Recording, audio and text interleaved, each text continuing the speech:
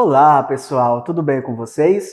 Eu sou o professor Marlon, professor de língua portuguesa. Estou hoje na companhia da nossa queridíssima intérprete, Débora, e hoje vamos falar sobre o texto literário e o clube de leitura.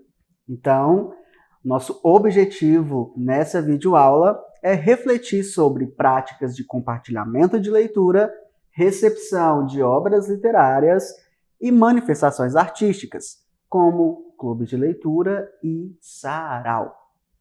Vamos então começar refletindo um pouquinho a respeito da literatura. O texto literário ele reflete valores sociais, culturais de um dado povo. E com o passar do tempo, certos textos literários eles vão se cristalizando na sociedade e tornam-se clássicos. Você sabe o que é um clássico? O que faz com que um livro se torne um clássico da literatura? Vamos então entender o que, afinal, é um clássico literário? Olha só aí na sua telinha. Para que um livro seja considerado um clássico, uma das primeiras coisas que precisamos pensar é que ele tem que ser um texto atemporal. Ou seja, ele pode ser lido, entendido e reflete vários valores em qualquer momento do tempo, em qualquer momento da história. Por quê? Porque, de fato, esse livro, essa obra, apresenta temas universais, ou seja, que nunca saem de moda. O texto de um clássico literário também serve de inspiração para muitas outras histórias, como, por exemplo, Romeu e Julieta, que foi escrito há muitos séculos atrás e até hoje é referência para tantas outras histórias. O clássico também dispõe de textos que são desafiadores, possuem vocabulário amplo, complexo. Vamos entender que eles foram escritos, muitos deles, há mais de 100 anos. Então, a linguagem também ela vai sofrendo alterações. Segundo Ana Maria Machado, que é uma grande escritora da literatura infantil aqui no Brasil, ela diz que um clássico não é um livro antigo e fora de moda. É livro eterno que não sai de moda. Então eu quero te convidar a conhecer um pouquinho comigo de um clássico da literatura brasileira. Vamos lá? O livro que eu vou falar para vocês é o Alienista, do grande escritor Machado de Assis.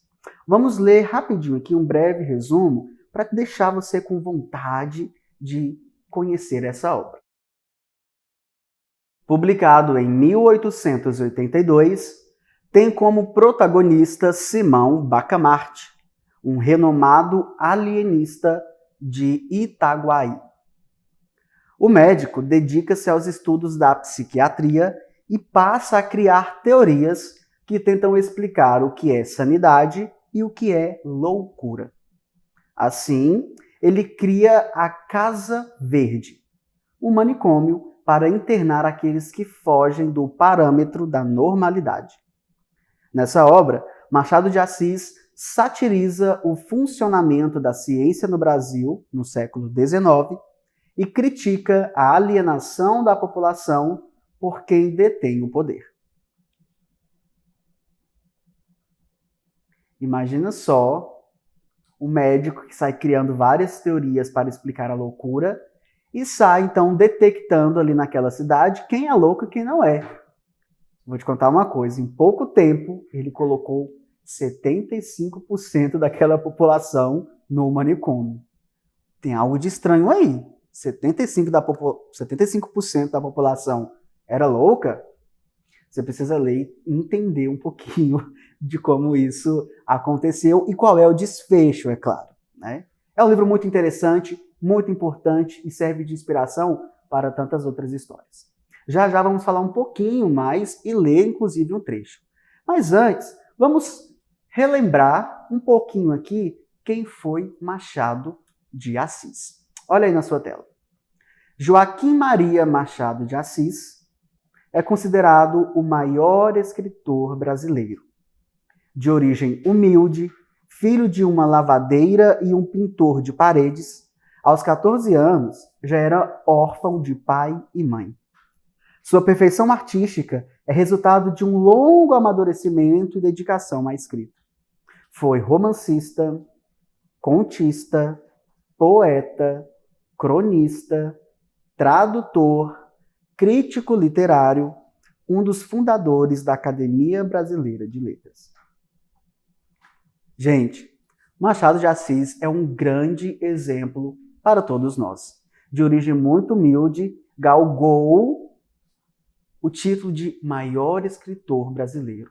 Ele tinha inúmeros motivos para não estudar, ele tinha muitos motivos para não correr atrás dos seus sonhos, mas não. Ele batalhou, insistiu muito, ele não se tornou conhecido da noite para o dia, pelo contrário. Isso veio através de muito esforço, de muita dedicação, muito estudo. Então, é um grande referencial para nós como ser humano e também como artista, escritor de literatura. Bem, vamos então ler um trechinho aqui de O Alienista, que fala sobre essa tal Casa Verde. Vamos ler. A Casa Verde foi o nome dado ao asilo por alusão à cor das janelas, que pela primeira vez apareciam verdes em Itaguaí. Inaugurou-se com imensa pompa.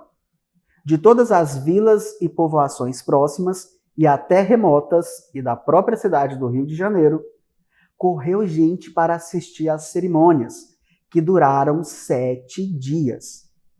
Muitos dementes já estavam recolhidos, e os parentes tiveram ocasião de ver o carinho paternal e a caridade cristã com que eles iam ser tratados. Dona Evarista, contentíssima com a glória do marido, vestiu-se luxuosamente, cobriu-se de joias, flores e sedas. Ela foi uma verdadeira rainha naqueles dias memoráveis. Ninguém deixou de ir visitá-la 2 ou 3 vezes, apesar dos costumes caseiros e recatados do século. E não só a cortejavam, como a louvavam. Porquanto, e este fato é um documento altamente honroso para a sociedade do tempo, porquanto viviam nela a feliz esposa de um alto espírito, de um varão ilustre, e se lhe tinham inveja, era a santa e nobre inveja dos admiradores. Ao cabo de 7 dias, expiraram as festas públicas. Itaguaí tinha finalmente uma casa de orates.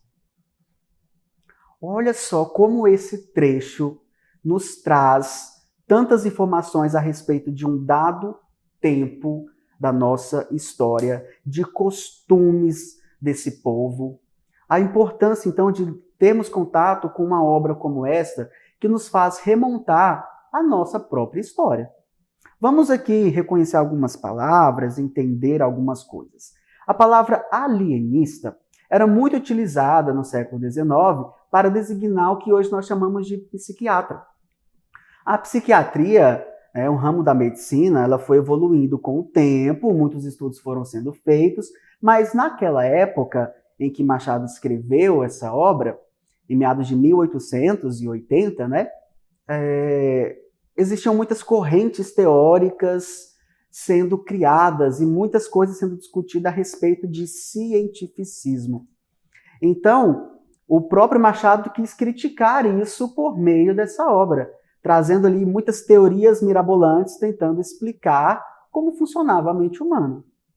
O termo casa de orates era também utilizado para designar o que nós chamamos de asilo, manicômio, por exemplo. Então vejam aqui nesse trechinho um costume da época muito diferente de hoje, né? Por exemplo, as festas de inauguração de uma instituição, né?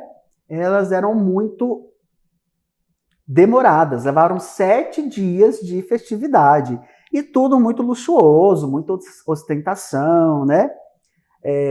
Recebiam muitas pessoas e hoje nós vemos que essas festas públicas elas não são tão intensas, né? E não são tão luxuosas como já foram um dia. A obra, só para vocês terem uma noção, já foi adaptada para cinema, televisão, literatura infanto-juvenil, dentre outras produções artísticas. Então vejam que essa relação de propagação de um clássico não se dá apenas dentro da literatura, mas em outras manifestações artísticas também. Bem, como tudo que é bom precisa ser compartilhado, um bom livro, como o clássico O Alienista, de Machado de Assis, deve ser lido e discutido por gerações e gerações. E é pensando justamente nisso, nesse ato de propagar, de eternizar um livro, que eu sugiro o clube de leitura. O clube de leitura vem a ser o quê, professor? Bem, o clube de leitura, ele diz respeito a um grupo de pessoas que se reúne para ler e discutir o mesmo livro.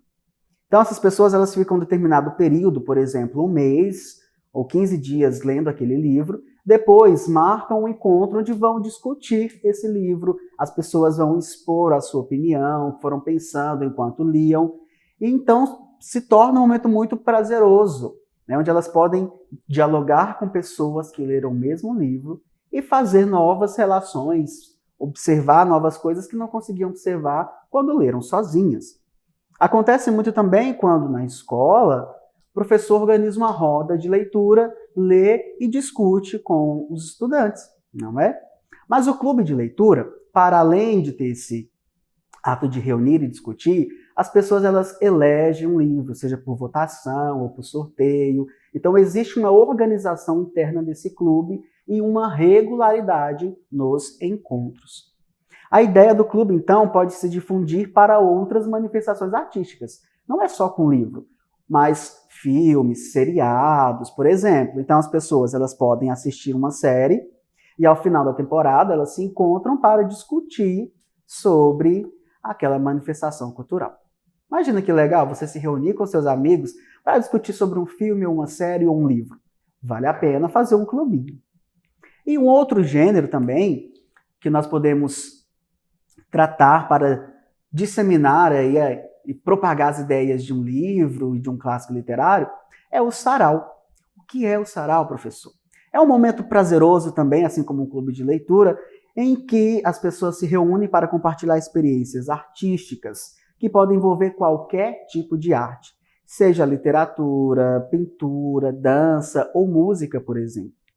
Então aqui no sarau há uma liberdade maior, porque não parte geralmente de um único objeto, né, de uma única manifestação artística, e pode, inclusive, ter várias formas das pessoas se apresentarem. Então, existe essa troca, esse momento de espectador e esse momento de apresentador ali no sarau. Legal, né? Então, aproveitando essa nossa conversa aqui sobre clássicos literários, sobre o clube de leitura, que tal você acessar o portal Conexão Escola e fazer uma atividade direcionada a esse tema? Tenho certeza que você também vai aprender sempre. Ficamos por aqui, encontro você em nossa próxima videoaula. Tchau, tchau.